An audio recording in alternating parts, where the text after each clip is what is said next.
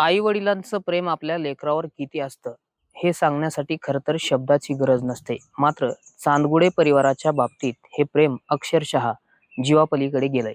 छत्रपती संभाजीनगर जिल्ह्यातल्या खवड्या डोंगरावर आपल्या पोटच्याच मुलाला आत्महत्या करण्यापासून वाचवताना आई वडिलांचाही दुर्दैवी मृत्यू झाल्याची घटना अख्ख्या महाराष्ट्राने ऐकली आणि ती पाहिली सुद्धा. खरं तर मन हेलावून टाकणारी ही घटना सुन्न करणारी ठरली. ज्या ठिकाणी चांदगुडे परिवार ज्यांचं मूळ गाव जे आहे ते अंबड तालुक्यातलं धनगर पिंपळ गाव आहे. आपण पाहतोय की मी त्यांच्या घरी आता पोहोचलेलो आहे, ज्या ठिकाणी सुखदुःखाच्या गोष्टी रंगायच्या आज त्या घरात केवळ अश्रूच शिल्लक राहिलेले आहेत. आपण पाहतोय की त्यांच्या वयोवृद्ध आई, त्यांच्या दोघी तिघी बहिणी आणि त्यांचा हा सगळा परिवार जो आहे तो आता खर तर खूप मोठ्या दुःखात आपल्याला या ठिकाणी पाहायला मिळतोय. चांदगुडे हे ट्रक चालवून आपला उदरनिर्वाह करत होते. मात्र आता आपल्या कुटुंबातील कोणीच राहिलं नसल्याने हा परिवार जो आहे तो आता दुःखात बुडालेला आहे. आपण पाहतोय की त्यांचे वयोवृद्ध वडील सुद्धा या ठिकाणी चिंतेत आहे. आपल्यासोबत स्वतः आपण त्यांच्याशी बोलण्याचा प्रयत्न करूया. बाबा, केव्हा तुम्हाला घटना माहित झाली की मुलगा आता तुमच्यात नाही शिल्लक? हा ते हे नाही संध्याकाळी घटना माहीत झाली. बर. दिवस माळ्याच्या वाद समजा. बर. मग काय तिथून मग ते आणलं त्याला इथं, मग तिथून त्याची पाहुण्यानंच आणलं आणि ते ना साऱ्यानं पाहून घटना झाली आहे. तर काय सांगण्यात आलं तुम्हाला? घटना जेव्हा घडली तेव्हा काय सांगितलं, कशामुळे घडली, काही काय? नाही, नुसतं येतं म्हणून सनी काय झालं, पायाला लागलं मोडा म्हणून सनी झालं. म्हणजे मूळ घटना तुम्हाला सांगितली नाही कोणी? नाही, काहीच नाही, कोणीच नाही. नुसती मौत आणली, तर मौत आणल्यापासूनच मग ते माहित पडलं. सगळा आरडाओरडा सुरू झाला. हा. बर. हा. म्हणजे आधी तुम्हाला याची कल्पना दिली नाही त्यांनी? काहीच नाही, काहीच नाही अशी. बर.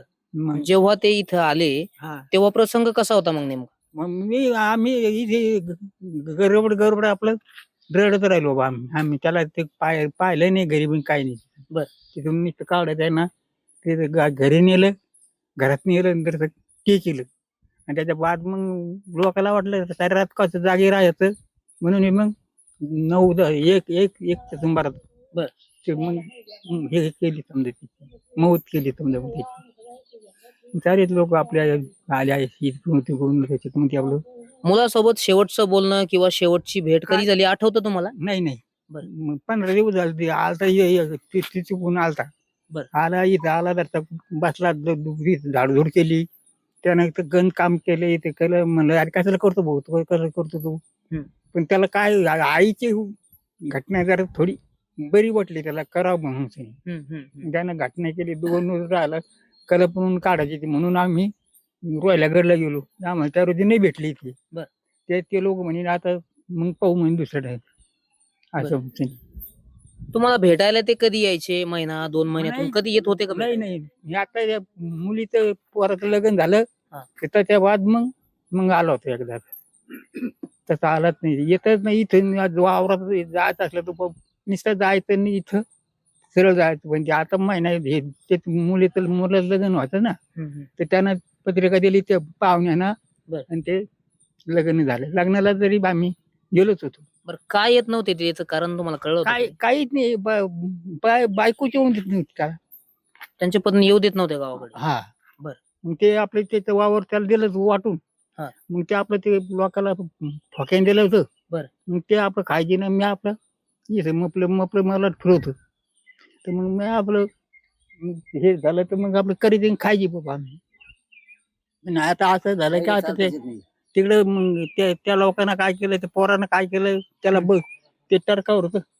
तर मग टरकावरून मग ते आपलं ते फोन करून त्याला बोलून घेतलं तिथं. आणि मग त्याच्या बाद मग आता सांगायला लागले लोक की हे असं हे झालं म्हणून. बघ आपण पाहतोय की खरं तर आता केवळ आठवणीच आता बाबांकडे शिल्लक राहिलेली आहे. आपण जर या बाजूला पाहिलं तर त्यांच्या भगिनी, त्यांच्या वयोवृद्ध आई, त्यांच्या आईला सुद्धा चालता येत नाहीये. आपण पाहतोय की सगळा परिवार जो आहे तो आता दुःखामध्ये बुडालेला आहे. आपण त्यांच्या आईशीच बातचीत करण्याचा प्रयत्न करूया. आई, काय सांगाल, कधी झाली होती भेट तुमची मुलासोबत? आता येऊन गेला बाबा 15 दिवस. बर. काय बोलणं झालं तुमचं? काहीच नाही बाबा, मला भेट होता, ते मला बोलत नव्हता. बर. कशामुळे बोलत स्वतः लग्न केलं बाबा, माने पयावनी वाचा बाबा तुम्ही आम्हाला आई रे आई रडू बाबा. नका, आता तुला काय सांगू आई रडू नका, रडू बाबा. नका. बर, कुणामुळे येत नव्हता काय सांगाल? बायकोमुळे येत नव्हता बाबा. बर बर. आम्हाला बोलून देत नव्हती बाबा. त्याच्या दासला आमचे हात पाय गेले बाबा. आई रडू नका, रडू नका. एक मिनिट. होता बाबा. शेवटची भेट कधी झाली आई तुमची? आता झाली 15 दिवस झाले. बर. मग सारं झाडून झुडून घेतलं बाबा. मग सारे भांडे कुठे घासले बाबा.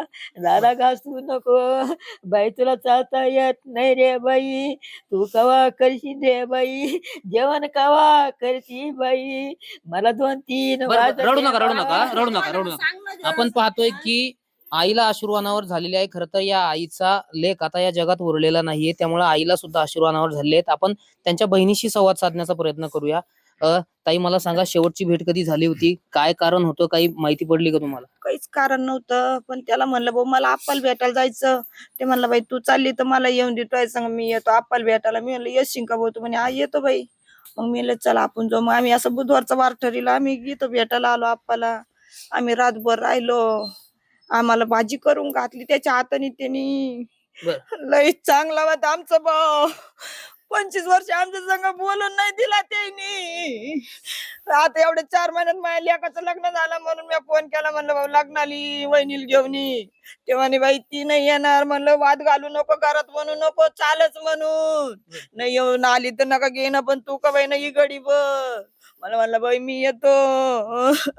बरं, आता बाबाही सांगतायत की फक्त यायचा, चक्कर मारायचा, ते त्याच्या बोलत वावरात चक्कर नव्हता. मारायला आणि आई यायचा. सांगतात की येऊ देत नव्हती. हे काय कारण असू शकतं? कारण काहीच नव्हतं. त्यांनी मनाने दोघांनी लग्न केलं होतं. माझ्या आई वडील म्हणायचे नको करू लग्न तू असं, पण त्यांनी मनाने केलं. मग त्यांनी केल्याच्या नंतर आम्ही कुणीच काही म्हणलं नाही. म्हणलं केलं तर करून द्या, काय लोकांची केली का आमचीच केली, आम्ही असं समजायचं.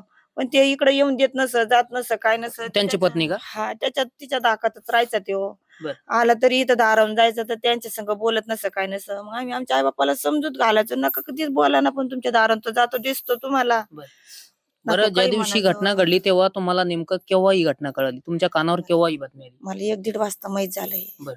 1-1.5 वाजता माहीत झाल्याच्या नंतर माझ्या त्या मेवण्याने फोन केला. ते म्हणे बाई असं असं झालं, तू बिडकीनला जाय. मी बिडकीनला नाही जातानी मी हिनं फोन केला मला म्हणे घाटीला जाय. मी डायरेक्ट घाटीला गेले.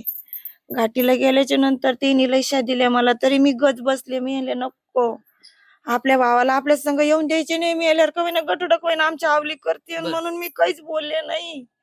मी लय छातीवर दगड ठेवून बसले तिथं. त्यांना म्हणलं आम्हाला तिघ द्या, आम्ही तिघाची मौत करतो. ते म्हणे नाही तुम्ही तुमचं घेऊन जा, आमचं कोण म्हणाला नाही असं? देणार. त्याचे आई बाप म्हणले तसे. बर. माझ्या भावाला त्यांना म्हणे तुम्ही तुमचं घेऊन जा, आम्ही आमचे घेऊन जातो म्हणे. आम्ही म्हणायचं आम्हाला तिघं बी द्या, आम्ही तिघाची मौत करतो तिथं. बर. कशाला ताटातोट करता, पण त्यांनी नाही ऐकलं. त्यांनी घेऊन गेला आमच्या भावाचं गटुड, आमच्या आवली केलं त्यांनी. बरोबर. आमच्या भावाचं गटुडी घेऊन आलो आम्ही, आमच्या भावाच्या गटुडीची मौत केली. आम्ही म्हणत आम्हाला असंच होईना, आमच्या शेवट आमच्या भावाचं गटुडच आवली करून दिलं त्यांनी.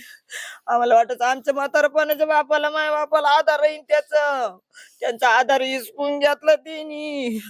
3 तास पोरगा उभा राहिलं वर, तरी जीव नाही दिला त्यांनी. दोघा माझ्या लेकांनी त्याला आल्यावर त्यांनी तिघांनी संगत जीव दिला. आपल्यासोबत केलं? त्यांच्या भगिनी आहे अजून. काय सांगाल? काय सांगू, मला सांगताच येत नाही, मला बोलता येत नाही तेवढं. बर. तुमचं बोलणं कधी झालं होतं का भावासोबत? बोलणं कारण तुमचा तेवढं कुटुंबाचा आधार शेवटचं गेला. झालेलं आहे भाऊ. शेवटचं झालं 15-3 वर्ष झाले त्या गोष्टीला. बर. फोनवर तसा बोलायचे भाऊ, म्हटलं लय दुखत रे बाई, मला मनक्यात घ्या मग तुम्ही भेटण्यासाठी गेला होता त्यांना त्यावेळेस? भेटायला नाही गेले भाऊ. बर.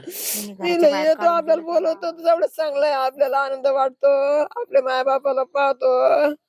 मी सोडून दिलं सारं, मी 25 वर्षांनी सांभाळतो रे यायला.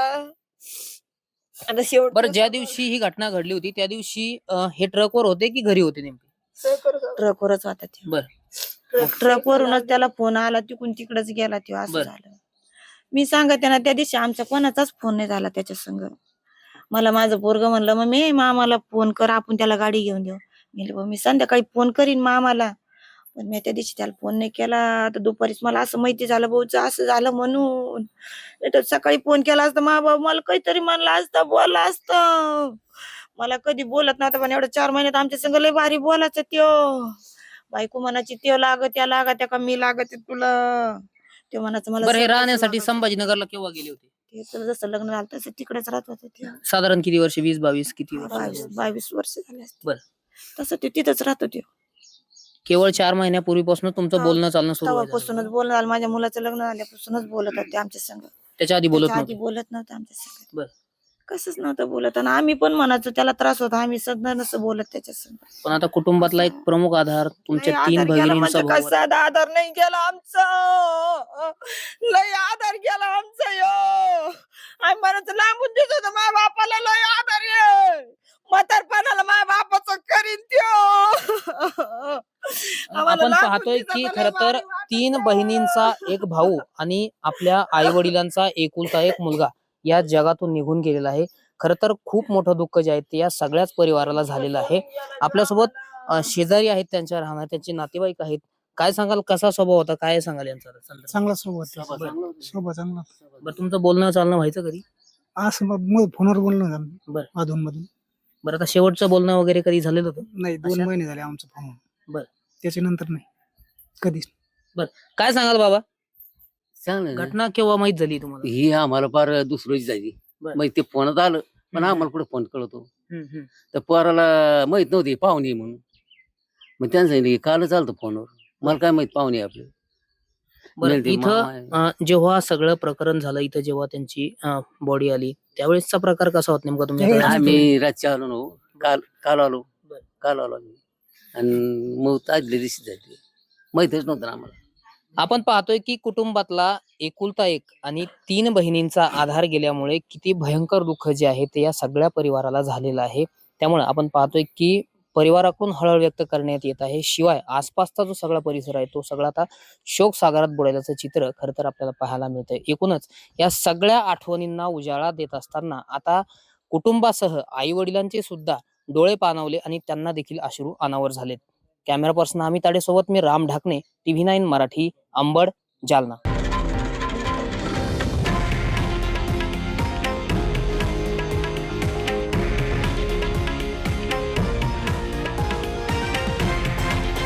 हे आहे देशातील नंबर 1 न्यूज नेटवर्क आणि आपण पाहत आहात TV9 मराठी, एकमेव.